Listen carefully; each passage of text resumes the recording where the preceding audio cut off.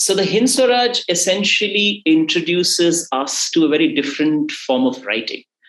It offers a very different understanding of what we broadly call authorship, right? So if you look at books and you read books, and you, through reading books, if you understand what does it mean to be an author, or what does the authorial presence imply in any book that we read, it offers a certain conventional trope through which we make sense of that.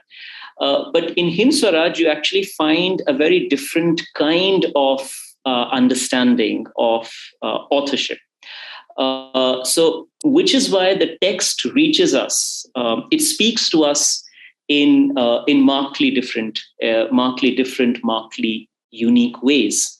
So when we read Hind Swaraj, and if we are, sincerely, earnestly, diligently reading the Hind Swaraj, it doesn't speak to us the way other texts speak to us, because it offers, as I pointed out just now, it offers a very different, it demonstrates authorship in a very different way.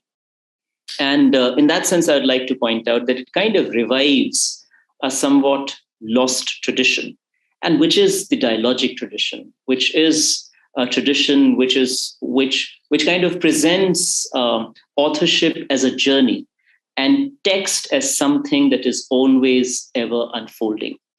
So when you read Hind Swaraj, that is the first thing, at least when I read Hind Swaraj many, many years ago as an undergrad student, that was the first thing that I kind of sensed. I think on page 1 itself, this was something that struck me, and I was compelled to kind of take a note of that.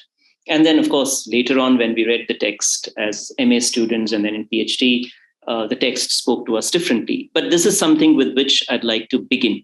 Now, writing, of course, I'd like to point this out before anyone kind of questions. Writing invariably is dialogic. So whenever we are writing, we are always taking part in a certain dialogue. There is no writing that is possible without a certain investment in dialogue. But there is a specific way in which writing in the modern world manifests itself. So the written suggests a certain finality. So when I've written something, it suggests a certain finality, it suggests certitude, and it suggests an arrival of sorts, right? That this is it. But Hind Swaraj unsettles that convention. It unsettles that for grantedness that gets associated with writing in the modern world, that convention, and it brings in a totally different understanding of writing. So when you're reading Hind Swaraj, you get this sense that the author is, first of all, you really don't know, you don't understand author the way you understand author when you're reading some other text. So it requires more effort on your part. There is more investment on your part as a reader. So Hind Swaraj, in that sense, in my opinion, and I stand corrected, I'm more than willing to address questions on this. It is more about reaching out. Its prose is more inviting, given the kind of register within which it operates. Now, Hind Swaraj actually, in all, has 88 questions and 88 answers.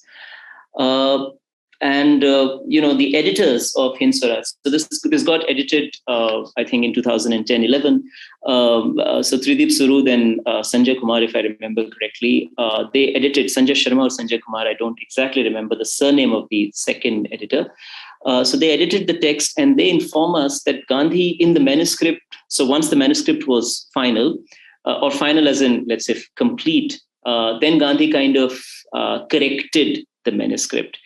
And we are told that there were far less corrections in questions as compared to answers. So overall, there were 228 corrections that Gandhi made in the manuscript. And of these, 21 were in questions, and the remaining, which is about 227, if my maths is right, in answers. Which again tells us that Gandhi, as a writer, was damn clear, or he had this firm clarity vis-a-vis the foundational questions But of course, when it came to rather his response to these questions, he edited off and on.